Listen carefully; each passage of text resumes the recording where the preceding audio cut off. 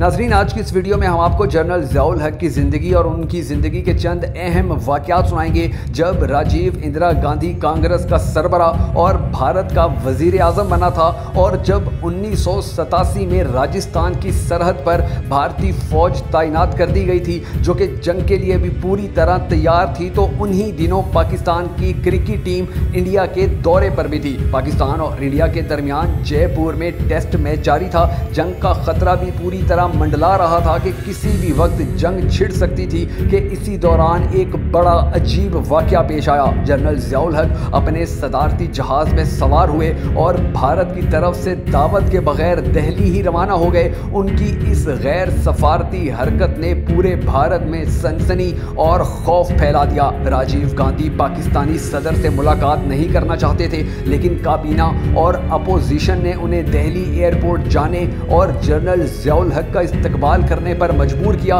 इसके बाद क्या कुछ हुआ था इस बारे में बहराम नाम कहता है कि काबीना और अपोजिशन लीडरों ने राजीव गांधी को समझाया कि आप अगर पाकिस्तानी सदर के इस्तकबाल के लिए एयरपोर्ट नहीं जाएंगे तो आलमी सतह पर भारत की बहुत बेइज्जती होगी। चनाचा राजीव गांधी हमारे इसरार पर न्यू दिल्ली एयरपोर्ट पहुंच गए। पाकिस्तानी सदर तैयारे से उतरे। राजीव ने जनरल ज़िया से हाथ मिलाया, लेकिन उसने जनरल ज़ियाउल हक के चेहरे की तरफ नहीं देखा। राजीव ने हाथ मिलाते हुए मुझे हुक्म दिया, बहराम नाम जनरल साहब मैच देखने आए हैं, इन्हें फौरी तौर पर रवाना हो जाना चाहिए। आप इनके साथ जाओ और इनका ख्याल रखना। ये जनरल ज़ियाउल हक की सीधी सादी बेइज्जती थी, लेकिन मैं जनरल ज़ियाउल हक का रद्द अमल देखकर हैरान रह गया। वो ना जाने किस मिट्टी के बने हुए थे। वो इस बेइज्जती के बावजूद मुस्कुराए और जयपुर रवाना होने से पहले भारतीय वज़ीर आज़म की तरफ देखकर मुस्कुराते हुए निहायत ठंडे लहजे में बोले, मिस्टर राजीव, आप पाकिस्तान पर हमला करना चाहते हैं, आप ज़रूर करें, लेकिन आप एक बात याद रखिएगा,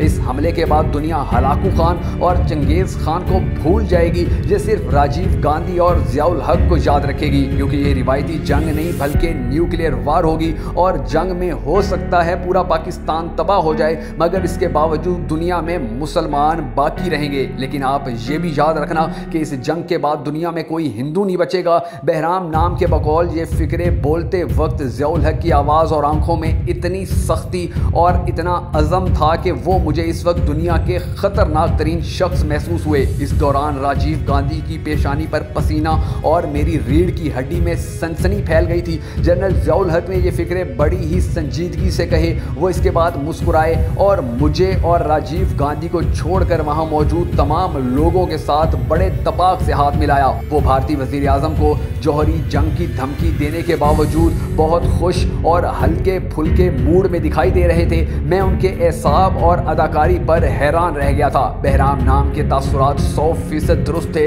नाजरीन, जनरल ज़ियाउल हक को अल्लाह ताला ने इंतहाई मजबूत एहसाब, अपनी अंदरूनी कैफियत को छुपाने, अदाकारी और इनकसारी की बेपनाह सलाहियतों से नवाज रखा था। ये दूसरों को अपने फैसलों की कानो कान खबर तक नहीं होने देते थे। जनरल ज़ियाउल हक के एहसाब किस कदर मजबूत थे, आप एक वाक़या मज़ीद मुलाहिज़ा कीजिए। जनरल ज़ियाउल हक ने 5 जुलाई 1977 को मार्शल लॉ लगाया।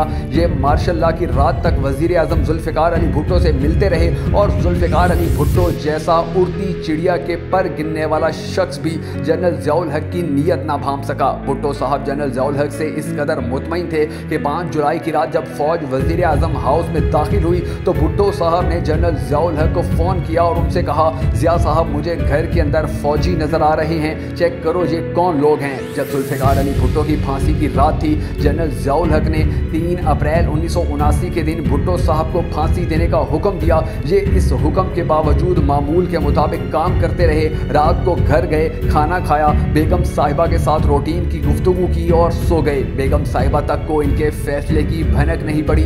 अगली सुबह 4 अप्रैल को वजारत खारजा में मीटिंग थी। जनरल ज़ियाउल हक मुकर्ररा वक्त पर मीटिंग के लिए पहुंचे, कुर्सी सदारत पे बैठे और बड़े इत्मीनान से कहा, मैं मीटिंग से पहले एक अनाउंसमेंट करना चाहता हूं। आज सुबह अदालत के हुक्म पर साबिक वज़ीर आज़म मिस्टर ज़ुल्फ़िकार अली भुट्टो को रावलपिंडी जेल में फांसी दे दी गई है। इनकी मैयत इनके आबाई गांव गढ़ी खुदा बख्श में पूरे एजाज़ के साथ दफन हो चुकी है।